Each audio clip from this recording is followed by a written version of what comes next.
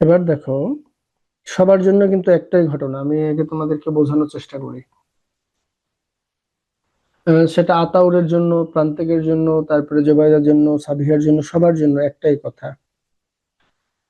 সেটা হলো, আমি তো তোমাদেরকে বেসিক গুলো শিখাচ্ছি, ঠিক কিনা? প্রত্যেকটা জায়গা ধরে ধরে, যেমন আমরা পঞ্চম অধ্যায় যদি বলি, যে পঞ্চম অধ্যায় আগে তোমাদেরকে বলে নিই, আমি একে দেখে নিই, দাঁড়াও। যে পঞ্চম অধ্যায়, এই পঞ্চম অধ্যায় রসায়নের, এটা কিন্তু রসায়নের পঞ্চম অধ্যায়। দাঁড়াও লিখি আগে। এই রসায়নের পঞ্চম অধ্যায়ের বেসিক আমি তোমাদেরকে শিখিয়েছি। যেমন কোনটা আয়নিক বন্ধন হবে, আয়নিক বন্ধন। তারপরে আমরা শিখিয়েছি কোনটা সমযোজী হবে। তারপরে আমরা শিখছিলাম সুপ্ত যোজনী। তারপরে আমরা শিখছিলাম কি, সক্রিয় যোজনী। তারপরে আমরা শিখছিলাম কি, মুক্ত জোড়, বন্ধন জোড়, মুক্ত জোড়। তারপরে আমরা শিখছিলাম বন্ধন জোড়। তারপরে আমরা শিখছিলাম যে পোলার হবে নাকি অপোলার হবে, পোলার হবে নাকি অপোলার হবে, এগুলো শিখছিলাম কিনা আতাউর? এগুলো শিখছিলাম বাবা। Yes sir. তো এই যে কাজগুলো আমরা শিখেছিলাম, এই কাজগুলো থেকে মানে প্রয়োগগুলা কি কি ভাবে আছে, মানে আসলে প্রয়োগগুলা কেমন, এখান থেকে কি ধরনের কোশ্চিন হইতে পারে, এই কোশ্চিনের ধরনগুলা তোমাদেরকে একটু দেখতে হবে না? তা আমি তো বেসিক তোমাদেরকে হেল্প করছি। এই বেসিক হেল্প করার পরে তোমাদেরকে কি করতে হবে, এইটাতে কেমন করে প্রয়োগ আছে, এইটা আমি বুঝতে পারছি কিনা, বা আমার দ্বারা এটা বোঝা সম্ভব হচ্ছে কিনা, এই জায়গাগুলো তোমাদেরকে একটু দেখা দরকার। যখন দেখবো যে না, আসলে তোমাদের দ্বারা বোঝা সম্ভব হচ্ছে না, তা আমি তোমাদের তখন হেল্প করব। সবসময়ের জন্য মনে রাখবা, এই যে ফিজিক্স আর কেমিস্ট্রি, এই দুইটা জিনিস মুখস্থ করে আত্মস্থ করা যায় না, এ প্লাস পাওয়া যাবে না, ভালো রেজাল্টও করা যাবে না। যখন আমরা হচ্ছে বিভিন্ন ধরনের, ধরো যে ভর্তি পরীক্ষা বলি, তারপরে আমরা তারপরে যে আরো অন্যান্য যে বিভিন্ন কাজগুলো আছে, যেমন এমসিকিউ সলভ করা বলি, সিকিউ সলভ করা বলি, এগুলো মুখস্থ করে আত্মস্থ করা যাবে না। যে কারণে আমি তোমাদেরকে যখন বেসিক গুলো শিখাবো, তখন তোমাদেরকে যে কাজগুলো দেয়া থাকবে, এই কাজগুলো একটু হলেও তোমাদেরকে দেখতে হবে, যাতে এর প্রয়োগগুলো কেমন করে হয়েছে বা প্রশ্নগুলো কেমন করে হয়, আমরা আসলে আমরা যা শিখেছি সেভাবে উত্তরটা করতে পারছি কিনা, এই জায়গাগুলো আমাদেরকে দেখা দরকার।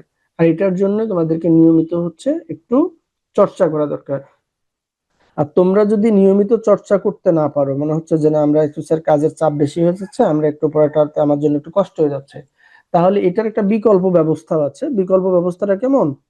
এই ধরো, যে বিকল্প ব্যবস্থাটা হলো এরকম, যে আমি তোমাদেরকে একটা করে অধ্যায় শেষ করে দিলাম, তারপরে হয়তো বিভিন্ন বোর্ডে যে কোশ্চেন গুলো আসলো, বিভিন্ন বোর্ডে যে কোশ্চেন গুলো আসছে বিভিন্ন ভাবে, এই কোশ্চেন গুলো দিয়ে আমি হচ্ছে শীট তৈরি করার পরে এগুলো তোমাদেরকে প্র্যাকটিস করাইতে পারি। এটা হলো বিকল্প আর কি হিসাব। এখন তোমরা যদি বলো যে স্যার আমরা কোশ্চেন গুলো সব দেখছি, আমরা পড়বো, তাহলে এটা একটা ব্যাপার। আর তোমরা যদি বলো যে না, আসলে আমরা ওইভাবে সময় পাচ্ছি না, তাহলে আমাকে আবার এই যে এইভাবে তৈরি করে তোমাদেরকে শিখাইতে হবে। এটা হলো ঘটনা। এখন তোমরা পড়াশোনার সুযোগ পাচ্ছ কিনা আমাকে একটু সেটা বলতে হবে, তাহলে হয়তো আমার জন্য ইজি হয়ে যেত। যোগাদা, বুঝতে পারছো বাবা? জি স্যার। তাহলে এটা এখন তোমাদেরকে একটু চিন্তা করতে হবে কি করব আমরা। তাহলে যেহেতু পঞ্চম অধ্যায় আমি তোমাদেরকে পড়াইছি, বা পঞ্চম অধ্যায়টা শেষ করেছি আমরা, তাহলে তোমরা একটু পঞ্চম অধ্যায়ের এমসিকিউ গুলো এই 2 দিনে শেষ করা সম্ভব কিনা? যেহেতু শুক্রবার শনিবার 2 দিন পাবো আমরা, জি স্যার, সমস্যা নেই, শেষ করে দিব। শেষ করে যদি সমস্যা হয় এটা দাগে রাখতে হবে। পারবে না? জি স্যার। সবার জন্য এটা, তাও পারা যাবে কিনা বাবা? জি স্যার। প্রান্তিক, ইয়েস স্যার। সাবিয়া, আসরে। জি স্যার। তাহলে আজকে তুমি একটা করবা, হ্যাঁ, কাল শুক্রবার শনিবার আছে, 2 দিনে শেষ করে নিবা। তাহলে আমরা কি আজকে 6 অধ্যায় ধরতে পারি কিনা? তোমরা যদি বলো তাহলে আমি 6 অধ্যায় শুরু করব। জি স্যার। Yes sir.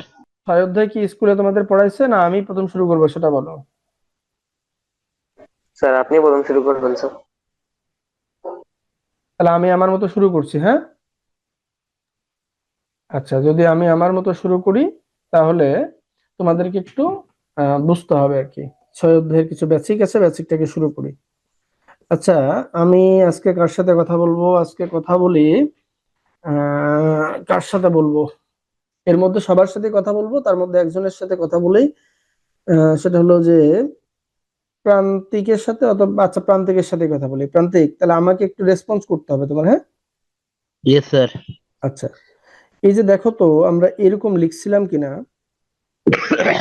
H2SO4, তারপরে আমরা এরকম লিখছিলাম হলো পানি। আমরা কিন্তু 6 অধ্যায় শুরু করছি, রসায়নের 6 অধ্যায় শুরু করতেছি। তারপরে ধরো যে NH3, তারপরে ধরো যে Cl2, এখানে ধরলাম O2, এখানে ধরছি H2। এবার আমরা এই যে H2SO4, এই যে দেখো এই যে H2SO4, আমি সবুজ কালি দিয়ে সমান চিহ্ন দিলাম, H2SO4, এইটাকে আমরা কি বলছিলাম? এক অণু না এক পরমাণু, কি বলছিলাম? এটাই কি বলছিলাম প্রান্তিক? স্যার এক অণু। এক অণু বলছিলাম। আমরা বলছিলাম অণুর সংখ্যাগুলো বাম ধারে থাকে, কিছু না থাকলে মনে করবো এক আছে, তাহলে এটা এক অণু। তো এই যে এক অণু, এখানে পরমাণু কয়টা আছে তোমাকে যদি জিজ্ঞেস করি, তাহলে তুমি কি বললো প্রান্তিক? পরমাণু দেখো সবুজ কালার দিয়ে আমি চিহ্ন দিছি, পরমাণু গুলা সবসময় নিচে থাকে। তাহলে 4, 5 আর 2 কত হলো? পরমাণুর সংখ্যা হলো 7। শিখেছিলাম, Yes, মনে আছে sir. আমাদের? আচ্ছা, Yes, sir. পরমাণুটা আমাদের মুখ্য উদ্দেশ্য নয়, আমাদের উদ্দেশ্য অন্য কিছু। তো এই যে H2SO4 এর একটা আণবিক ভর আমরা বের করছিলাম, তুমি এর আণবিক ভর কত বের করতে পারবা কিনা? নাহলে যে আমি তোমাদের একটু হেল্প করি, H2SO4 এর আণবিক ভর, H2SO4 এর আণবিক ভর। আচ্ছা, হাইড্রোজেনের ভর কত শিখছিলাম, মনে আছে তোমার? প্রান্তিক, হাইড্রোজেনের ভর কত শিখছিলাম, মনে আছে কিনা? স্যার 2। হাইড্রোজেনের পরমাণু ভর 2 শিখি নেই, হাইড্রোজেনের ভর 1 শিখছিলাম, মনে আছে কিনা তোমার? দেখো। আচ্ছা, তুমি হয়তো ভুলে গেছো মনে হয়। আচ্ছা, আতাউরের কাছে আসি। আতাউর, হাইড্রোজেনের ভর কত? স্যার 1। 1। এইচ এর সাথে কয়টা পরমাণু আছে? স্যার 2টা। তাহলে গুণ 2, মাঝখানে কি চিহ্ন দিতে হয়? প্লাস। প্লাস চিহ্ন। তারপরে যে এস, সালফার, সালফারের তাহলে ভর কত শিখছি আমরা? স্যার 16। 16 হলো সংখ্যা, তাহলে ভর কত? 16 ডাবল কত? এই 32। 32 স্যার। আর তারপরে যোগ চিহ্ন দিলাম। অক্সিজেনের কত? স্যার 16 16। পরমাণুর সংখ্যা ইন্টু কয়টা? 4। 4টা। জি স্যার। তাহলে 2 দিয়ে একে গুণ করলে 2, এখানে 32, এখানে 4 16 কত? 64। তার মানে এখানে কত হয়ে যায়? 98 গ্রাম। এবার আমরা হলো সাভিয়ার কাছে আসবো। সাভিয়া, আসো? হ্যাঁ স্যার। আণবিক ভর। তাহলে হাইড্রোজেনের ভর কত শিখছি আমরা বাবা? হাইড্রোজেন 1, 1। পরমাণুর সংখ্যা নিচে কয়টা আছে? 2 গুণ 2। গুণ, মাঝখানে তারপরে যোগ চিহ্ন দিতে হয়। তাহলে অক্সিজেনের ভর 16, আমরা কত শিখছি? 16। তার মানে এখানে আমরা 2 যোগ 16, তার মানে কত ভর হয়ে যায়? 18 গ্রাম। ঠিক আছে? 18।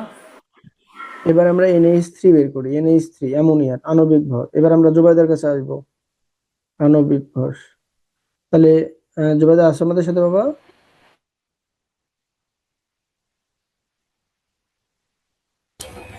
স্যার ওই যে নেটের জন্য একটু মিট না লাগছিল, তো একটু কোশ্চেনটা বললে ভালো হতো। আচ্ছা, আমরা বলছি, তুমি এখন এই যে দেখো NH3, এই যে NH3 লিখছে দেখো নিচে, এই যে আমি চিহ্ন দিচ্ছি, এই যে জি স্যার। NH3, এই NH3 এর এন বলতে নাইট্রোজেন, নাইট্রোজেনের ভর কত শিখছো বাবা তুমি?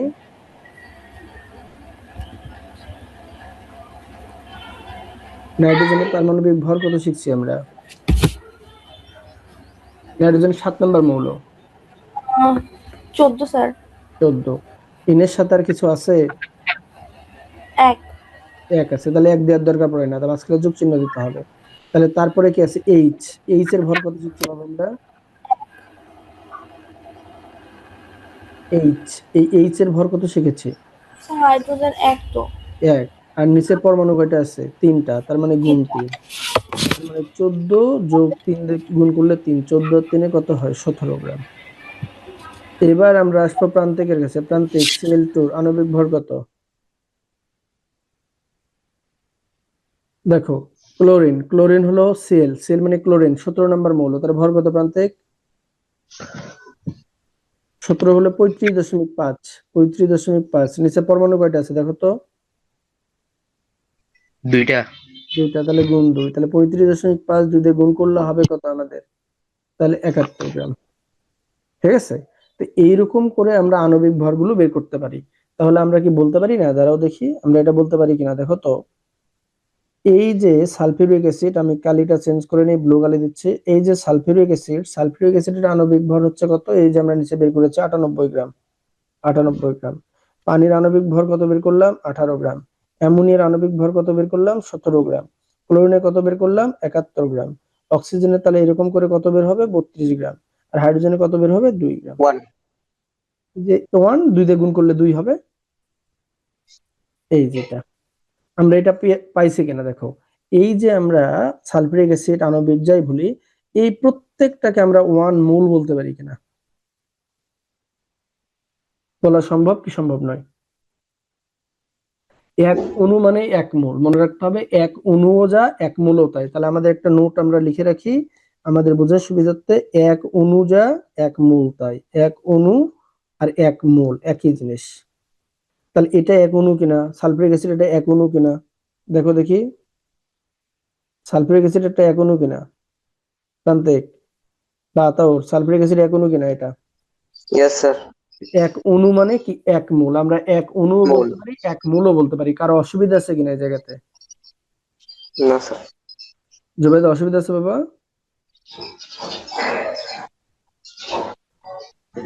না সামিয়া অসুবিধা আছে কি বাবা?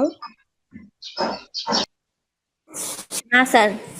আচ্ছা, তাহলে ধরো 1 অণু আর 1 মোলে দুইটা জিনিস ফিক্সড। একটা হলো অ্যাভোগাড্রোর সংখ্যা ফিক্সড। অ্যাভোগাড্রোর সংখ্যাকে এন দ্বারা প্রকাশ করছিলাম আমরা 3 অধ্যায়ে শিখছিলাম।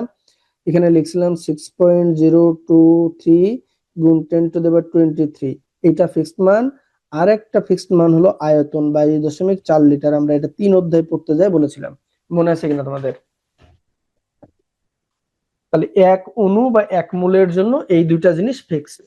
এখন এই দুইটা জিনিস কেন আমাদের লাগবে এটা একটু তোমাদেরকে বোঝানোর চেষ্টা করি। এখন আমাদেরকে কেউ যদি বলে, এরকম করে একটা কোশ্চেন দিয়ে রাখছে, কোশ্চেনটা হলো এরকম যে 9 গ্রাম পানি, 9 গ্রাম পানিতে অণুর সংখ্যা কত? অণুর সংখ্যা, অণুর সংখ্যা ও ধরো আয়তন কত। আমাদেরকে কোশ্চেন এরকম দিল পরীক্ষাতে যে আয়তন কত। তাহলে আমাদেরকে বের করতে হবে 9 গ্রাম পানি। তা আমরা 9 গ্রাম পানির তো অণুর সংখ্যার আয়তন জানি না। তাহলে আমরা কি উত্তরটা, আমি একটু কালিটা চেঞ্জ করে নিই, কালো কালি ব্যবহার করছি। উত্তর, তাহলে আমরা পানির সংকেত কি জানি? কে বলবা? আতর বলো, পানির সংকেত কি জানি? পানি হলো H2O। এই তো যে পানি হলো H2O। তাহলে পানির একটা আণবিক ভর কত বের করছিলাম সাবিহা? আণবিক ভর 18। 18 গ্রাম করছিলাম, মনে আছে? তাহলে আমরা বলছিলাম এই যে পানির 1 অণু মানে 18 গ্রাম কিনা। তো এই 1 অণুর জন্য কয়টা জিনিস ফিক্সড বলছিলাম? দুইটা জিনিস, মনে আছে? একটা হলো অ্যাভোগাড্রোর সংখ্যা আর একটা কি? আয়তন 22.4 লিটার। এই দুইটা জিনিস ফিক্সড, মনে আছে? এই মাত্র বললাম। তাহলে আমরা বললাম যে পানির আণবিক ভর মানে 18 গ্রাম। তাই 1 অণু মানে যদি 18 গ্রাম হয়, তাহলে 18 গ্রামের জন্য আমরা এটা জানি। এই যে অণুর সংখ্যা আমি লাল কালি দিয়ে দাগাচ্ছি, তাহলে এই যে লাল কালি দিয়ে দাগাই দিলাম, দেখো 18 গ্রামের জন্য তাহলে এগুলো ফিক্সড। আমরা তো 9 গ্রামের জন্য জানি না। তাহলে আমরা কি এবার এরকম লিখতে পারি না যে 18 গ্রাম পানিতে অণুর সংখ্যাটা কত হবে? তাহলে ওই যে অ্যাভোগাড্রোর সংখ্যার সমান। অণুর সংখ্যা হবে অ্যাভোগাড্রোর সংখ্যার সমান 6.023 গুণ 10 ইনভার্স কত, সরি 10⁻23। তাহলে 1 গ্রামে আমাদের কত বের হবে? তাহলে 18 ভাই 6.023 গুণ 10⁻কত 23 ভাগ কত 18। তাহলে প্রশ্নের মধ্যে কত গ্রাম দেয়া আছে? 9 গ্রাম। তাহলে 9 গ্রামের জন্য কত হবে? 6.023 গুণ 10⁻23 আর নিচে 18। কতর জন্য? 9 এর জন্য। তাহলে দেখো দেখি ক্যালকুলেশন করে কত বেরায়। 3.01 এরকম বের হয় কিনা, গুণ 10⁻কত 23, এতটা বের হয় কিনা? ক্যালকুলেটর দেখো দেখি।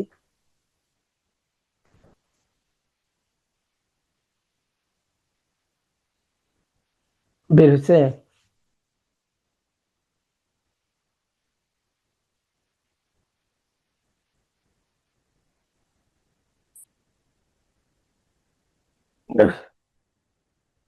সাভিয়া ক্যালকুলেটরটা ধরো বাবা, আছে কিনা দেখি একটু।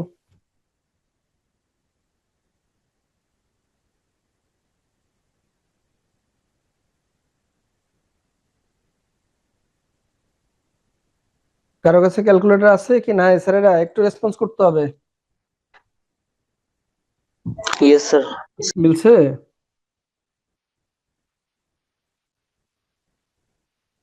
এবার দেখো তো, আমরা কেবল কি বের করলাম, এইমাত্র বের করলাম আমরা হচ্ছে অণুর সংখ্যাটা বের করছি, এই যে এটা বের করেছি। এবার আমরা একটু আয়তনটাকে বের করার চেষ্টা করি। তাহলে আমরা কত গ্রামের জন্য আয়তন শিখছি পানির? আমরা শিখলাম কত? 18 গ্রামের জন্য শিখেছি। শিখেছি কি 18 গ্রামের জন্য, 18 গ্রামের জন্য আয়তন কত শিখলাম? ফিক্সড মান, ওই যে বলছে আয়তন কত শিখেছি? 22.4 লিটার। তাহলে 1 গ্রামের জন্য কত শিখেছি? 1 গ্রামের জন্য শিখেছি কত? 22.4 ভাগ হলো 18 গ্রাম। তাহলে এখন প্রশ্নে কত গ্রাম দেওয়া ছিল? 9 গ্রাম। 9 গ্রামের জন্য কত শিখেছি? তাহলে 22.4 গুণ হলো 9 আর নিচে 18। ক্যালকুলেশন করলে আমাদের বের হবে কত? 11.2 লিটার। আমি কি নিয়মটা বোঝাতে পারছি কি পারি নাই? Yes, sir. আচ্ছা, এটা যদি আমরা বুঝি, এটা নিয়ে কারো কোনো কথা আছে কিনা, সাবিয়া কিংবা জুবাইদা? না স্যার, নাই। আচ্ছা, গুড। এবার আমরা আরেকটা ছোট কাজ শিখবো, সেটা হলো আমাদেরকে পরীক্ষাতে যদি এরকম করে দিয়ে রাখে যে এই যে পানি, আমরা এই যে পানি লিখলাম, পানি, পানির শতকরা সংযুক্তি নির্ণয় করো, শতকরা এরকম করে দিয়ে রাখে, শতকরা সংযুক্তি নির্ণয় করো, সংযুতি নির্ণয় করো, কি করো? নির্ণয় করো, এরকম করে যদি দিয়ে রাখে, তাহলে আমরা কি করব? তাহলে আমাদেরকে প্রথমে কি করতে হবে? যে উত্তর লিখলাম, উত্তর লিখে আগে আমাদের পানির আণবিক ভর বের করতে হবে। যে পানির আণবিক ভর কত বের করলাম আমরা? কে বলতে পারবা বলো? পানির আণবিক ভর কত বের করেছি আমরা? 1 গুণ 2 যোগ অক্সিজেনের কত? 16। তার মানে 2 যোগ 16, তার মানে কত গ্রাম হয়ে যায়? 18 গ্রাম। এবার দেখো দেখি, আমরা এবার বলি ওই যে মোট ভরটা কত, কত গ্রাম বের হয়েছে? আমি গ্রিন কালিতে চিহ্ন দিলাম 18 গ্রাম। এই 18 গ্রামের সাথে আমাদের হাইড্রোজেন, দেখো আমি এবার হাইড্রোজেনটা চিহ্ন দিচ্ছি লাল কালি দিয়ে। হাইড্রোজেন আছে 2 গ্রাম আর অক্সিজেন আছে 16 গ্রাম। তাহলে আমরা কি এবার এটা লিখতে পারি না এরকম করে যে 18 গ্রাম পানি, পানিতে এইচ বিদ্যমান, মানে এইচ আছে, বা একই কথা এইচ বিদ্যমান কত গ্রাম? 2 গ্রাম। তাহলে আমরা এরকম বলতে পারি না যে 1 গ্রাম পানিতে এইচ বিদ্যমান 2 ভাগ কত, ও সরি, 2 ভাগ হলো 18, 18 গ্রাম। তো যেহেতু আমরা শতকরা সংযুক্তি বলছি, শতকরা মানে কত হবে? 100 গ্রাম। এই যে 100 গ্রাম পানিতে এইচ বিদ্যমান কত? তাহলে 2 গুণ 100 আর নিচে 18। ক্যালকুলেশন করলে একটা রেজাল্ট বের হবে আমাদের কত? 11.11%। এরকম। এখন দেখো আবার আমরা করি, এরকম বলতে পারি কিনা, আমি একটু কালিটা চেঞ্জ করে নিই, সুবিধা হবে। তাহলে যে 18 গ্রাম, 18 গ্রাম পানিতে ও বিদ্যমান কত গ্রাম? ও বিদ্যমান হলো, ওই যে তোমরা বের করছিলে 16 গ্রাম। তাহলে আমরা এবার বলতে পারি কিনা যে 1 গ্রাম পানিতে ও বিদ্যমান কত? 16 ভাগ 18 গ্রাম। তাহলে 100 গ্রাম পানিতে ও বিদ্যমান কত? 16 গুণ 100 আর নিচে হচ্ছে 18। ক্যালকুলেশন করলে হবে 88.98%। তাহলে আমরা কি এখন বলতে পারি না অতএব এইচ এর পরিমাণটা হলো কত? এইচ এর পরিমাণটা হবে হলো 11.11%, আর ও এর পরিমাণটা হবে 88.98%। দেখো তো এই পর্যন্ত বুঝতে পারছো কিনা সবাই?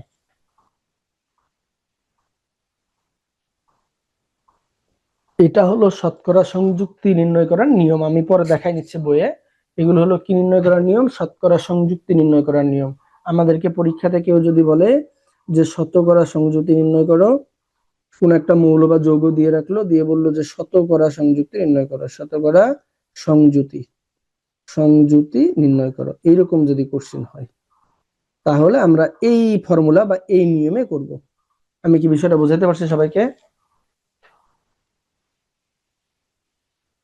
আতাউর বুঝতে পারছো না পারো নাই? জি স্যার, বুঝছি। কারো যদি এর কোনো কথা না থাকে আমি কি সামনে যেতে পারি? জি স্যার। বুঝতে পারছো? হ্যাঁ, তাহলে এবার শতকরা সংযুক্তির নিয়মটা তোমরা শিখলা। এই কোশ্চেনটা যদি আমাদেরকে এরকম করে ঘুরে দেয় তাহলে কি করবো আমরা একটু দেখি। কোশ্চেনটা এরকম করে আমাদেরকে ঘুরে দিল, দিয়ে বলল যে একটি যৌগে এইচ এর পরিমাণ হচ্ছে 11.11 এবং ও এর পরিমাণ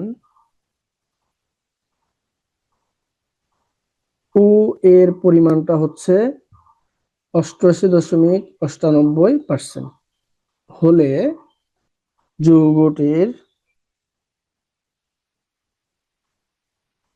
যৌগটির সরল সংকেত নির্ণয় করো। সরল সংকেত কোন সময় বলতে পারে স্থূল সংকেত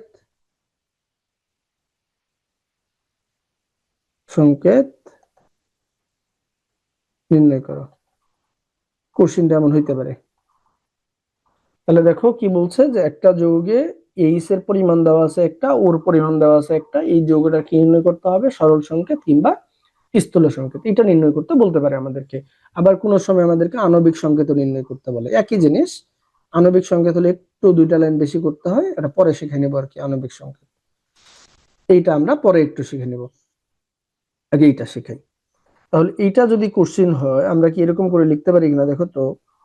উত্তরটা এরকম করে যে এখানে এইচ এর পরিমাণ কত আছে, এইচ এর পরিমাণ কত কে বলতে পারবা? স্যার 11.11। হ্যাঁ, আর ওর পরিমাণ কত? 68.89। 89, এটা আছে। যদি এইরকম আমাদেরকে কোনো সময়ের জন্য, আমি লাল কালি দিয়ে একটু দাগাই নিই দ্বারা, এরকম করে যদি আমাদেরকে কোনো সময় সরল সংকেত, কোনো সময় যদি বলে যে স্থূল সংকেত এরকম নির্ণয় করতে বলছে, তাহলে আমাদেরকে এই মানে পদ্ধতিতে করতে হবে। পদ্ধতিটা শেখানোর চেষ্টা করছি আর কি। এখন আমরা দেখো একটু এভাবে লিখি, এটা লিখলাম। এখন আমাদেরকে লিখতে হবে, প্রথমে যেটা থাকে সেটা প্রথমেই লিখতে হয়। যে প্রথমে এইচ আছে, এইচ লিখলাম। এইচ এর মূল সংখ্যা, এইচ এর কি সংখ্যা? মূল সংখ্যা, এই কথাটা লিখতে হয়। তাহলে এইচ এর মূল সংখ্যা মানে কি? যেই পরিমাণটা দেয়া থাকে ওই পরিমাণটা ভাগ হলো এর পারমাণবিক ভর।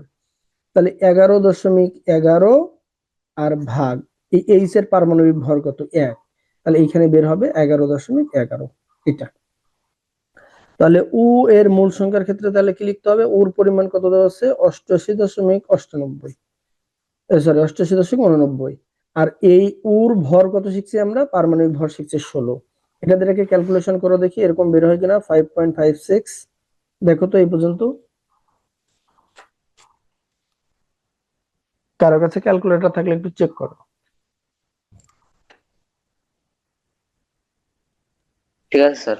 আচ্ছা, এবার আমি একটু হচ্ছে আহ, সবুজ কালি দিয়ে, একটু সবুজ কালি না, আমি একটু ব্লু কালি দিয়ে মার্কিং করছি তোমাদের সুবিধার্থে। এই যে দেখো, এই যে 11.11 পাইছি আর 5.56 পাইছি, এই যে ভাগফল গুলা পাইলাম আমরা, এই ভাগফল গুলোর মধ্যে ছোট কোনটা? Sir 11.11 sir. 11.11 ছোট কেন হয়? এটা নিচেরটা দেখো, ও 5.56 আছে। স্যার, ওর মূল সংখ্যা হলো ছোট স্যার। না, ওটা ওটা বলিনি আমি, তুমি ভাগফলটা দেখো, এখানে 11 পাইছো আর এখানে 5 পাইছো, পাইছো কিনা? Yes sir. 11 বড় না 5 বড়? স্যার 11। তাহলে ছোট কোনটা? স্যার 5। 5। এই যে 5 যেটা ছোট পাবো, মানে সব থেকে যেটা ছোট পাবো, এইটা দিয়ে এখন ভাগ করতে হবে। আমরা কথাটা এইভাবে লিখি এখন। এই যে আমি এই জায়গাটাতে কালিটা একটু চেঞ্জ করে নিই, তাহলে আমার তোমাকে বোঝাইতে সুবিধা হবে। এরকম করে লিখি যে প্রাপ্ত ভাগফল সমূহের মধ্যে, এই যে ভাগফল সমূহের মধ্যে, সমূহের মধ্যে ক্ষুদ্রতম সংখ্যা কোনটা? ক্ষুদ্রতম সংখ্যা এই 5.56 দ্বারা ভাগফল সমূহকে ভাগফল সমূহকে সমূহকে ভাগ করলে পাই। ভাগ করলে পাই কি পাই একটু দেখি আমরা। এই যে আমার এখানে জায়গায় পাশে লিখতেছি, তাহলে কি হলো 11.11 ভাগ হলো 5.56, এইটা দিয়ে ভাগ করলে 2 পাবে এখানে। আবার হলো 5.56 কে ভাগ করলে 5.56 দ্বারা ভাগ করলে 1 পাবো। তার মানে আমরা বলছিলাম ছোট যেটা 5.56, এটা দিয়ে দুটা কি ভাগ করব। তাহলে ভাগ করলে আমরা কত পাচ্ছি দেখো দেখি, 2:1 এটা পাই। তাহলে এখন অতএব যৌগটার স্থূল সংকেত কি হবে? যৌগটির স্থূল সংকেত বা সরল সংকেত, স্থূল সংকেত, স্থূল সংকেত বা কি সংকেত? সরল সংকেত, সরল সংকেত। আচ্ছা দেখো দেখি, প্রথমে আমাদের কে ছিল? এইচ ছিল। আজ এইচ আমরা লিখলাম। এইচ এর পরিমাণ দেখো, আমি লাল কালিতে একটু তোমাদেরকে মার্ক করে দেই। এই যে দেখো অনুপাত পাইছি এটা। তাহলে প্রথমে এইচ এর প্রথমটা হলো এইচ, তারপর একটা ও, তাহলে এইচ এরটা কত পাইছি আমরা? 2। তারপরে কি আছে? ও। ও বলতে এই যে ওর নিচে 1 দেওয়া আছে, দেওয়ার দরকার নাই। এই যে দেখো আমাদের উত্তর কিন্তু হয়ে গেছে পানি। তার মানে পানিকে বিশ্লেষণ করলে আমরা শতকরা পরিমাণটা বের করেছিলাম, এরকম আবার শতকরা পরিমাণটাকে দিয়ে ক্যালকুলেশন করে আমরা এই যে পানিটা পেয়েছি। এই পর্যন্ত বোঝাতে পারছি কিনা? বোঝনি এরকম কেউ আছে কিনা? তারপর কোনো কিছু? না স্যার। প্রান্তিক? সাবিয়া বলো বাবা। স্যার এই যে প্রাপ্ত ভাগফল সমূহের মধ্যে এরপর এটা কি লিখছেন? প্রাপ্ত ভাগফল সমূহের মধ্যে ক্ষুদ্রতম সংখ্যা, ও এই যে এটা তো এটা ক্ষুদ্রতম সংখ্যা, এটা ক্ষুদ্রতম সংখ্যা লিখছি। বুঝতে পারছো? জি আচ্ছা। স্যার। আর এই এই জায়গাটা বুঝতে কারো কোনো সমস্যা হয়েছে কিনা? জুবাইদা কোনো সমস্যা আছে বাবা? না স্যার, কোনো সমস্যা নেই। আচ্ছা, তাহলে আমরা একটা ছোট কাজ করি। আর একটা, হ্যাঁ ছোট কাজ বলতে তোমাদেরকে একটা, হ্যাঁ বুঝি না,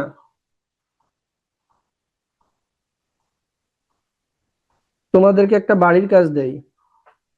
বাড়ির কাজটা হলো এরকম, তোমরা একটু বাড়ির কাজটা নিয়ে নাও। তোমাদের বাড়ির কাজটা একটু দিয়ে রাখি।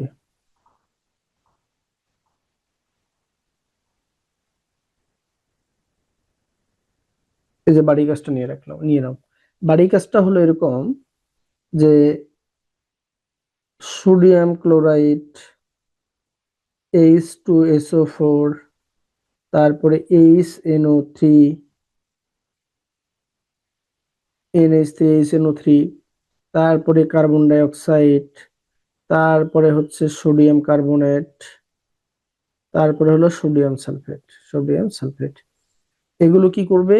প্রথমে এই সবগুলার প্রথমে আগে শতকরা সংযুক্তি নির্ণয় করতে হবে। প্রথমে শতকরা সংযুক্তি নির্ণয় করতে হবে, শতকরা সংযুতি। প্রথমে শতকরা সংযুতি নির্ণয় করতে হবে,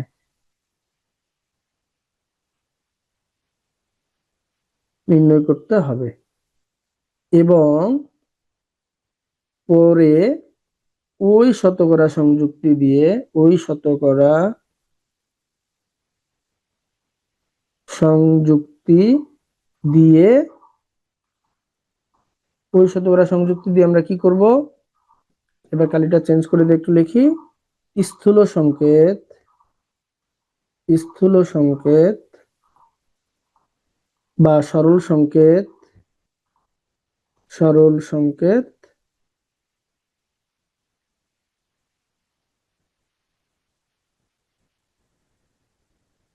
কোশ্চেনটা কি আমি বুঝাতে পারছি তোমাদের? কি কি করতে হবে? কারো কোনো কনফিউশন আছে কিনা?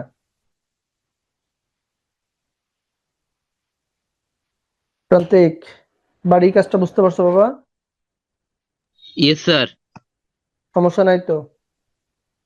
না স্যার।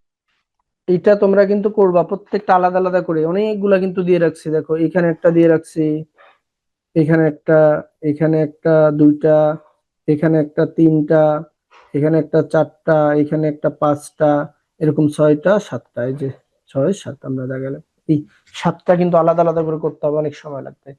এখন আমরা আরেকটা ছোট কাজ শিখি। সেই কাজটা কি হলো, আমাদেরকে অনেক সময় দ্রবীভূত দ্রব্যের পরিমাণ নির্ণয় করতে বলা হয়। কিসের পরিমাণ? দ্রবণে দ্রবীভূত দ্রব্যের পরিমাণ নির্ণয় করতে হয়। আমাদেরকে এরকম কোশ্চেন দিয়ে রাখে যে দ্রবণে দ্রবীভূত দ্রব্যের পরিমাণ নির্ণয় করো। দ্রবণে দ্রবীভূত দ্রব্যের পরিমাণ নির্ণয় করো। দ্রবীভূত দ্রব্যের পরিমাণ নির্ণয় করো। পরিমাণ নির্ণয় করো। এরকম অনেক সময় আমাদেরকে কোশ্চেন দিয়ে রাখে। এখন এরকম কোশ্চেন দিয়ে রাখে, আমরা কিভাবে করতে পারি? তো এই দ্রবীভূত দ্রব্যের পরিমাণের দুইটা নিয়ম আছে বা দুইটা সূত্র আছে। আমি সূত্রটা লিখি, একটা বাংলা সূত্র, একটা ইংরেজি মানে সূত্র।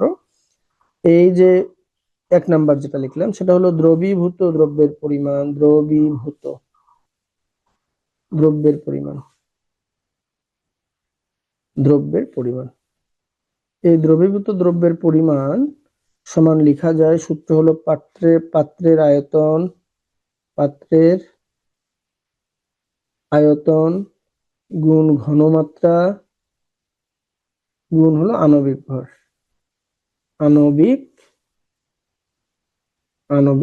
এটা হলো সূত্র। এখানে একটা জিনিস মনে রাখতে হবে, সেটা হলো এখানে পাত্রের আয়তন হবে লিটার এককে। নোটিশ বোর্ডটা হবে পাত্রের আয়তন কি লিটার এককে। পাত্রের আয়তন লিটার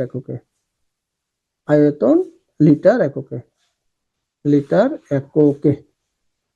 কিভাবে আমি প্রমাণ করে দিচ্ছি তোমাদেরকে। আরেকটা সূত্র হলো এরকম লেখা যায়, W SMV/1000, এটা লেখা যায়। তাহলে এইখানে দেখো, দেখি আমরা এটাকে করতে পারি কিনা এইভাবে।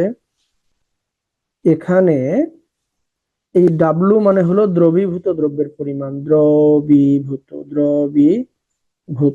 দ্রব্যের পরিমাণ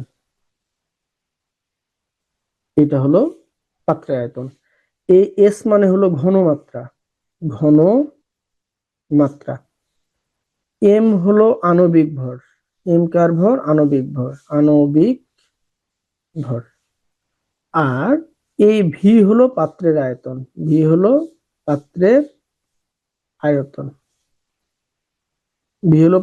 এটা কি এককে? মিলিলিটার এককে। এইটা হলো আমাদের কন্ডিশন। এবার দেখো এই দুটা সূত্র আমরা বুঝতে পারছি কিনা। এই দুটা সূত্র এখন কোন অঙ্কতে এইভাবে থাকে এটাকে বোঝানোর চেষ্টা করি। তার আগে আমি একটু হলো জুবাইদার সাথে কথা বলবো। জুবাইদা, আচ্ছা বাবা লাইনে? জি স্যার। আচ্ছা, আমি একটু তোমার সাথে কথা বলি, আমার সাথে একটু রেসপন্স করতে হবে, হ্যাঁ? এবার দেখো তো, আমরা যদি এই যে 1 গ্লাস পানি নিলাম, 1 গ্লাস পানি নিছি মনে করো। আচ্ছা, এই 1 গ্লাস পানির মধ্যে যদি আমরা 1 চামচ পরিমাণ চিনি দেই, এটা যেমন ঘন হবে, এখানে যদি 10 চামচ পরিমাণ চিনি দেই তার থেকে কি ঘন বেশি হবে কিনা? জি স্যার। যদি 50 চামচ দেই তার থেকে আরো বেশি ঘন হবে কিনা? জি স্যার। এই যে আমরা ঘন বলতেছি, মানে আমরা 1 চামচ চিনি মিশাল করলে যতখানি ঘন হবে, 2 চামচ মিশাল করলে তার থেকে বেশি হবে, 20 চামচ দিলে তার থেকে বেশি ঘন হবে। এটা যে আমরা যে ঘন বলতেছি, এই কতখানি ঘন হবে, এই ঘনটাকে আমরা বলছি ঘনমাত্রা বা মোলারিটি। তাহলে একটা জিনিস মনে রাখতে হবে, ঘনমাত্রা কথাটাও যা, মোলারিটি কথাটাও তাই। আর এইটাকে প্রকাশ করা হয় এস দ্বারা। এবার আমরা বুঝতে পারলাম কিনা ঘনমাত্রা জিনিসটা কি? তাহলে ঘনমাত্রাও যেটা, মোলারিটিও সেটা। এইবার দেখো, যদি বলি আমরা মোলার দ্রবণ, এটা একটা নোট করে লিখে রাখো, এটা কিন্তু প্রত্যেকটা অঙ্ক করার জন্য আমাদের কাজে লাগবে। যদি আমাদেরকে কোনো সময় বলা হয় যে মোলার দ্রবণ, তাহলে মোলার দ্রবণ হলে ঘনমাত্রা হবে, এটা মুখস্থ এর ফিক্সড মান, ঘনমাত্রা হবে 1.0, মোলারিটির এককটা হলো এম। আমাদেরকে কোনো সময় যদি বলা হয় সেমি মোলার, তাহলে সেই ক্ষেত্রে ঘনমাত্রা হবে 0.5 মোলার। আমাদেরকে যদি কোনো সময় বলা হয় যে ডেসিমোলার, তাহলে সেই ক্ষেত্রে ঘনমাত্রার নাম হবে 0.1 মোলার। আমাদেরকে যদি কোনো সময় বলা হয় সেন্টিমোলার, তাহলে সেই ক্ষেত্রে ঘনমাত্রা হবে 0.01 মোলার। ফিক্সড মান এটা, এই চারটা করে মনে রাখতে হবে। পারবা কিনা দেখো তো। জি স্যার। Yes sir. হুম, যদি তোমাদের এটা কারো প্রবলেম না থাকে তাহলে আমরা এখন দুই একটা জিনিস দেখতে পারি। আচ্ছা, আমরা এখন দুই একটা জিনিস আমাদের বইয়ে দেখি। তাহলে এই যে আমাদের ষষ্ঠ অধ্যায় আমরা বললাম, এই ষষ্ঠ অধ্যায়টা আমরা একটু দেখি। এই ষষ্ঠ অধ্যায়ে আমরা কিছুক্ষণ আগেই পড়লাম, এরকম করে দেখো তো এটা পড়ছি কিনা। এই যে মূল, এই মূল কথাটা পড়ছি কিনা। মূল কাকে বলছিলাম? এক অনুজা এক মূলতাই বলছিলাম কিনা। জি স্যার। এক অনুজা এক মূলতাই এটা বলছিলাম। তাহলে এই যে দেখো, এই অক্সিজেন এটা এক অণু কিনা। জি স্যার। এই এক অণু, এক অণুর জন্য আমরা কয়টা জিনিস ফিক্সড বলছিলাম বাবা? দুইটা জিনিস। একটা হলো অ্যাভোগাড্রোর সংখ্যা বলছিলাম 6.023 গুণ 10⁻23, এটা বলছিলাম। আরেকটা জিনিস ফিক্সড বলছিলাম কি, 22.4 লিটার, এটা ফিক্সড বলছিলাম। এটা হলো অণুর সংখ্যা আর এটা আয়তন, এই দুটো জিনিস ফিক্সড বলছিলাম। এরা দেখো এই যে O2 তে বলছে যে এইখানে, আমি লাল কালি দিয়ে মার্ক করছি, দেখো এইখানে বলছে অণুর সংখ্যা, এটা ফিক্সড। ঠিক আছে কিনা? জি স্যার। এখন এই যে দেখো আমি লাল কালি দিয়ে মার্ক করছি, এখানে বলছে এরা যে এক মূলে যে কয়টা পরমাণু থাকুক আর যাই থাকুক সেটা হবে 6.02 সমান। তার নিচের লাইনটাতে দেখো এক মোলের জন্য এতটা অণু থাকবে, এক পরমাণুর জন্য এতগুলা পরমাণু থাকবে, এক আয়ন হলে এতগুলা আয়ন থাকবে। মূল কথা হলো এক মূল যদি হয় তাহলে এই এক মূলে এই পরিমাণ অণুর সংখ্যা, আয়নের সংখ্যা, পরমাণুর সংখ্যা এটা থাকবে। ক্লিয়ার কিনা? জি স্যার। এটা এরা বলে দিয়েছে, আমরাও এটা দেখলাম। এখন আমরা একটু তারপরে আসি। এবার তাহলে দেখো, এই যে আমরা আণবিক ভর নির্ণয় করা শিখছিলাম না, এই যে দেখো লাল কালি দিয়ে মার্ক করলাম Cl2, এই Cl2 এর আণবিক ভর আমরা যে 71 বের করছিলাম, মনে আছে? জি স্যার। এই যে 35.5 দিয়ে গুণ করে 71, তোমরা এটা জানো। আচ্ছা, কোনো অসুবিধা নাই। এবার এই যে NaCl এর আণবিক ভর কত বের করা শিখবো আমরা। এই যে NaCl, তাহলে এখানে Na মানে 23 আর Cl মানে 35.5, এই দুটো যোগ করলে আমাদের 58.5 হবে। তাহলে NaCl হলো এই যে 58.5। গুড, এগুলো তোমরা জানো, এইটা নিয়ে কোনো সমস্যা নাই। এই যে দেখো এই যে কপার সালফেট 5 অণুর পানি, যেমন লাল কালি দিয়ে মার্ক করছি, এটা করলে যে 249.5 হবে, এটা তোমরা বের করতে পারবা, এটা জানো, এটা নিয়ে আমার কোনো সমস্যা নেই। এইবার আমরা এই যে সমস্যাটা একটু দেখি, সমস্যাটা কে পড়বে? জুবেদা পড়ো তো বাবা, সমস্যাটা কি লেখা আছে? একটি H2O অণুর ভর কত? একটি H2 মানে পানি, একটি পানির ভর মানে একটি পানির অণুর ভর। তাহলে আমরা একটি অণুর ভর বের করার নিয়ম কি শিখেছিলাম 3 অধ্যায়ে? একটি অণুর ভর নির্ণয় করার নিয়ম মনে আছে তোমাদের? তৃতীয় অধ্যায়ে শিখিয়েছিলাম একটি অণুর ভর, কার মনে আছে? স্যার Na বাই না, অ্যাভোগাড্রোর সংখ্যা। আণবিক ভর বা অ্যাভোগাড্রোর সংখ্যা। আণবিক ভর বাই Na অ্যাভোগাড্রোর সংখ্যা, এটা শিখছিলাম, মনে আছে কিনা? এখন দেখো, তাহলে পানির আণবিক ভর কত? H2O পানি, এখানে যেহেতু পানি বলছে, পানির আণবিক ভর কত আমরা জানি 18, আর অ্যাভোগাড্রোর সংখ্যা কত? 6.02 10⁻23। এটাকে ক্যালকুলেশন করলে আমরা পাইছিলাম 2.99 গুণ 10⁻23, মনে আছে তোমাদের? করাইছিলাম মনে হয় এটা, কারো মনে নাই এটা কি?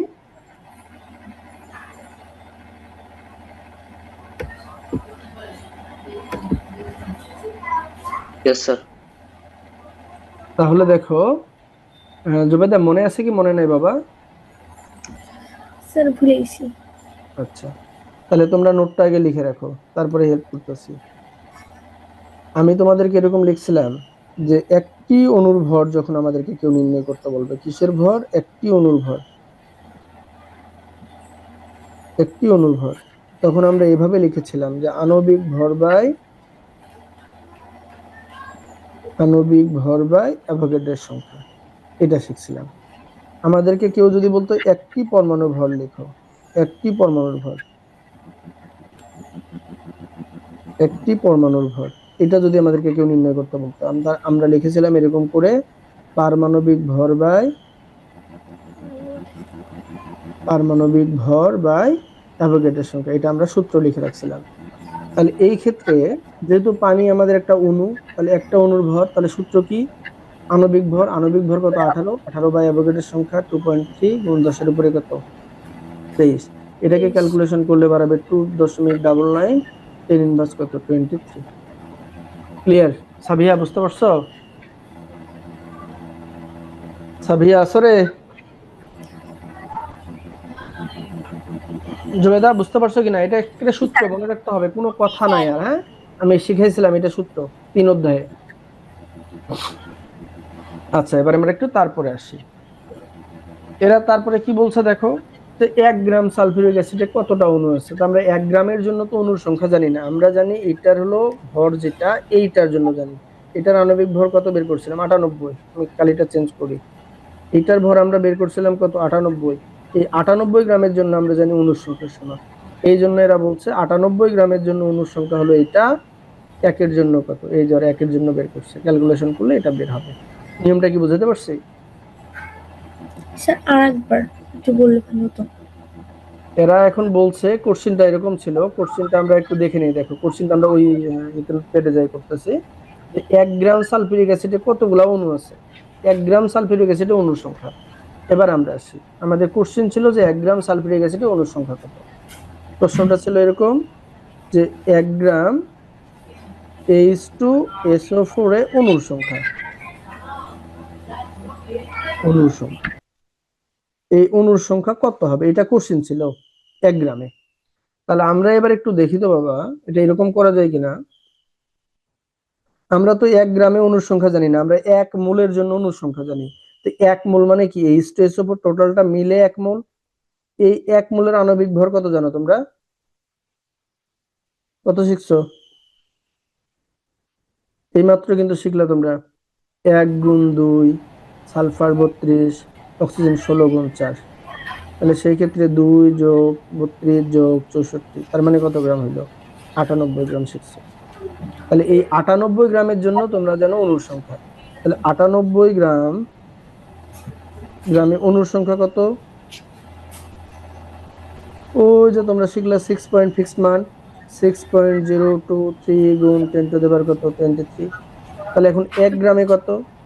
1 গ্রামে তাহলে 6.023 গুণ 10 টু দি পাওয়ার 23, 1 গ্রাম মানে। ব্যাপারটা বুঝতে পারছি? এবার ভাগ করে দেখি কত বের হয়। ভাগটা করে দেখো। এ সাবিহা আসরে হ্যাঁ স্যার আছি। বুঝতে পারছো কি করে হচ্ছে এটা? হ্যাঁ আচ্ছা, না বুঝলে আমাকে বলিও। হ্যাঁ, ঠিক আছে। আচ্ছা। 6.14 6.14 10 to the power minus 21 sir. -21, -21 10 মানে প্লাস কত প্লাস লাগবে? 21 স্যার, প্লাস প্লাস। এই যে এটা হবে। এবার আমরা একটু মিলাই দেখি। এই যে দেখো এরা করছে কিনা, এই যে দেখো লাল কালিতে চিহ্ন দিয়ে রাখছি আমি। আমি এবার হচ্ছে গ্রিন কালিতে চিহ্ন দিচ্ছি, এই যে দেখো। ঠিক আছে? ইয়েস পাইছে স্যার। কিনা? আচ্ছা, তো তাহলে মোটামুটি এই নিয়মগুলো, যে 5 গ্রামে তাহলে কত মোল আছে, 5 গ্রামে কত মোল আমরা তো জানি না। আমরা জানি 18 গ্রামে 1 মোল, তাহলে 1 গ্রামে তাহলে আমরা কি জানি? পানি। এই যে দেখো পানি, এই যে পানি, পানির আণবিক ভর কত শিখছো? 18 গ্রাম শিখছো না? 18, ইয়েস স্যার। 18 গ্রাম মানে 1 মোল, আমরা জানি 18 গ্রাম গ্রামে 1 মোল, এটা আমরা তো জানি। 5 দিয়ে ভাগ দিয়ে দিয়ে তাহলে 1 কে কত? তাহলে 1/18। তাহলে এখন 5 গ্রামে কত? তাহলে 5/18। বুঝতে পারছো? জি স্যার। রেজাল্ট হবে 0.27 বা সামথিং এরকম একটা রেজাল্ট হবে। পাইছো? আচ্ছা, তো এইটা মোটামুটি আমরা শিখলাম। এইবার এই যে তোমাদেরকে সূত্র শিখাইলাম, কেবল W is equal to S M V by 1000, মনে আছে? হুম হুম ওই হুম যে হুম। দ্রবীভূত দ্রব্যের ইয়েস পরিমাণ স্যার। ডাব্লিউ সমান এস এম ভি বাই 1000, এটা শিখছিলাম। তো এইটাকে মূলত এরা এখানে ডিভাইডেড করছে অনেকগুলা ভাগে, আমরা এটা পরে দেখতেছি। এইবার আমরা একটু এই যে বাড়ির সমস্যা, এই যে কাজগুলো আছে, সমস্যা দেয়া আছে, এখানে সমস্যা দেয়া আছে। এই যে 5 মোল কার্বন ডাই অক্সাইডের আয়তন কত। আচ্ছা, আমরা এটাকে যদি একটু দেখি, তোমাদেরকে কাজটা দিব তো সেই জন্য। আমরা কার্বন ডাই অক্সাইড মানে কি, এটা কিনা? এই কার্বন ডাই অক্সাইডের 1 মোল মানে কত গ্রাম? 44 গ্রাম। তাহলে 1 মোলে যদি 44 গ্রাম হয়, তাহলে 5 মোলে কত গ্রাম হবে? তাহলে 44 গুণ 5, এই পরিমাণটা হবে। বুঝতে পারছো কিনা? এখন এরা বলছে 5 মোল কার্বন ডাই অক্সাইডের আয়তন কত। তাহলে আমরা এটাকে আরেকটু মডিফাই করে লিখতে পারি। দাঁড়াও, মডিফাইটা করে লিখি, তাহলে আমাদের জন্য তোমাদের জন্য বুঝতে সুবিধা হবে, আমারও বোঝাইতে সুবিধা হবে। আমরা একটু কালিটাকে চেঞ্জ করে নেই। এখানে বলছিল 5 মোল কার্বন ডাই অক্সাইডের আয়তন কত। এই যে কার্বন ডাই অক্সাইড, এটার আমরা একটা আণবিক ভর বের করছিলাম 44 গ্রাম। আর এই 44 গ্রাম মানে হলো 1 মোল। এই 1 মোলের জন্য আয়তন কত শিখছি আমরা? 22.4 লিটার শিখছি। তাহলে আমরা এখন বলতে পারি যে 1 মোল মানে হলো কত? 22.4 লিটার। তাহলে এখন 5 মোলে কত? 22.4 গুণ 5। এই যা রেজাল্ট হবে সেটাই পরিমাণ। দেখি উত্তর কি ঠিক আছে কিনা। এই যে উত্তর দেখো, 22.5 এর সাথে এই যে এটা গুণ করে দিলে যেটা হয়েছে। পাইছো কিনা? Yes sir. কারো কোনো কথা আছে আর? না স্যার। আচ্ছা, যদি কারো কোনো কথা না থাকে তাহলে আমরা একটু আরেকটু সামনে যেতে চাচ্ছি। আচ্ছা, এবার দেখো আমি তোমাদেরকে যেটা শিখাইলাম, এই যে সমস্যাগুলো আছে তোমাদের সাহিত্য বইও আছে, এগুলো একটু এক নজর দেখে নিবা। আমি তারপরে তোমাদেরকে যদি না বোঝো হেল্প করবো, সমস্যা নাই। এইবার দেখো এই যে মোলার দ্রবণ, তোমাদেরকে কেবলই বললাম না মোলার দ্রবণ। এই যে মোলার দ্রবণ, ঘনমাত্রা 1 হইলে মোলার দ্রবণ, 0.5 হইলে সেমিমোলার, তারপরে 0.1 হলে ডেসিমোলার হবে, 0.01 হলে সেন্টিমোলার হবে। এইটা একটু তোমরা দেখলেই বুঝতে পারবা, এটা কোনো সমস্যা নাই। এই যে দেখো, দেখি এই সূত্রটা আমি তোমাদেরকে শিখাইছি কিনা বা শিখাইলাম কিনা এইমাত্র, এই সূত্রটা। Yes sir. এই সূত্রটাতে আমরা বলছিলাম ডাব্লু দ্রবীভূত দ্রব্যের পরিমাণ, এস হলো কি বলছি ঘনমাত্রা বা মোলারিটি, ভি হলো আয়তন, আর এম হলো আণবিক ভর। এখন কিভাবে অঙ্ক হয় আমরা একটা অঙ্ককে দেখি। এই অঙ্কটার দিকে আমরা একটু তাকাই। দেখো এই অঙ্কটার দিকে আমরা একটু তাকাই যে 250 মিলিলিটার একটা আয়তনিক ফ্লাক্সে 0.2 মোলারের NaCl দ্রবণ আমরা কিভাবে প্রস্তুত করব। তাহলে আমাদের কন্ডিশন কি ছিল যে 250 মিলিলিটার আয়তনিক ফ্লাক্সে, 250 মিলিলিটার কিসের ফ্লাক্স? আয়তনিক ফ্লাক্সে। আমরা কি করছিলাম, এই যে 250 মিলিলিটার আয়তনিক ফ্লাক্সে 0.2 মোলারের NaCl এর দ্রবণ আমরা কিভাবে প্রস্তুত করব, আমরা একটু লিখে নেই। তাহলে আমরা একটু লিখে নেওয়ার জন্য ট্রাই করি। সেটা হচ্ছে, বলছিল এখানে যে 250 মিলিলিটার একটা আয়তনিক ফ্লাক্স নিছি আমরা। এই আয়তনিক ফ্লাক্সে ঘনমাত্রা কত? 0.2 মোলার। ঘনমাত্রা হলো 0.2 মোলার। এই ঘনমাত্রার সোডিয়াম ক্লোরাইডের দ্রবণ কিভাবে প্রস্তুত করব, NaCl এর দ্রবণ কিভাবে প্রস্তুত করব, এটা কোশ্চেন ছিল কিনা। এটা যদি কোশ্চেন থাকে আমরা উত্তরটা কিভাবে লিখতে পারি কিনা দেখো তো। এই যে 250 মিলিলিটার, এটা কার আয়তন? পাত্রের আয়তন। পাত্রের আয়তন কি দ্বারা প্রকাশ করলাম আমরা? পাত্রের আয়তন ভি দ্বারা প্রকাশ করছিলাম, করে লিখছিলাম যে 250 মিলিলিটার। তাহলে ঘনমাত্রা কি দ্বারা প্রকাশ করছিলাম? এইমাত্র প্রকাশ করলাম কিন্তু এস দ্বারা, 0.2 মোলার। NaCl এর আণবিক ভর কত? NaCl এর আণবিক ভর কি ভর? আণবিক ভর। আণবিক ভরকে কি দ্বারা প্রকাশ করছিলাম? বড় হাতের এম। তাহলে NaCl এর আণবিক ভর কত হয়েছে কিছুক্ষণ আগে বের করলা তোমরা? সোডিয়ামের 23 আর ক্লোরিনের হলো 35.5। তাহলে 58.5, এই যে বের করলা 58.5 গ্রাম, 58.5 গ্রাম, এইটা আমরা বের করলাম। তারপরে এখন দেখো তো, এই যে 58.5 গ্রাম আমরা বের করছি, তাহলে এখন আমাদেরকে, জি আসসালামু আলাইকুম। আসসালাম, হ্যাঁ স্যার বলেন। হ্যাঁ স্যার শুনতে পাচ্ছি। হ্যাঁ বাপ্পি ক্লাস স্যার, ওই যে 3টাতে শুরু করব, 3টা 5:10-5-এর মধ্যে শুরু করব। তোমার কি কোনো ক্লাস আছে রে আজকে?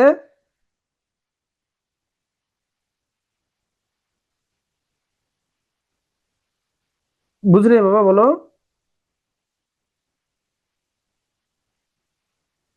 2টার সময়? হ্যাঁ, তাহলে 3 দিন 2টার সময় শুরু করা যাবে, বাকি দিনগুলা শুরু করা যাচ্ছে না। আচ্ছা তাহলে আমি আজকের দিনটা তুমি জয়েন করো, তাহলে দেখি কাল দিন বাদে থেকে শুরু করব। ঠিক আছে বাপি? আচ্ছা আচ্ছা, আমি বলে দিব, সমস্যা নেই। আচ্ছা, গ্রুপে ওটা বলে দিব। না না, শুক্রবারটাকে পড়াবো না স্যার, শনিবারে পড়াবো। হ্যাঁ হ্যাঁ হ্যাঁ। আচ্ছা জি স্যার, জি, আসসালামু আলাইকুম। আচ্ছা, এবার দেখো তো বাবা, দ্রবীভূত দ্রব্যের পরিমাণ আমরা কি জানি দেখো তো।